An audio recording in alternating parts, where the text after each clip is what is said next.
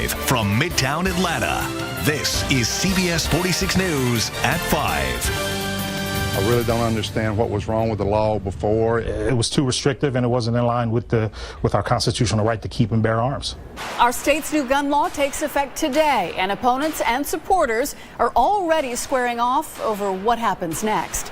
The new law will allow you as a gun owner to take your weapon into most government buildings. Hello, I'm Stephanie Fisher. And I'm Scott Light. Some say more guns in more places equals more problems. CBS 46's Bernard Watson is live in Doraville. And Bernard, this new law will allow gun owners to take weapons in just about any public building, right?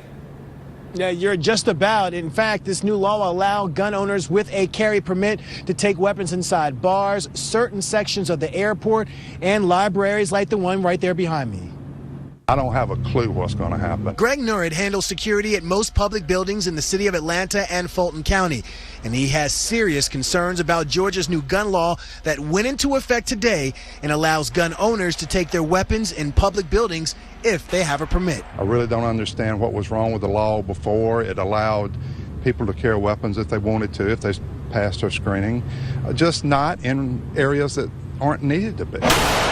And Nurid is worried his unarmed employees will now be at risk. And you're going to have an unarmed guard trying to deal with an incident with a guy that's armed.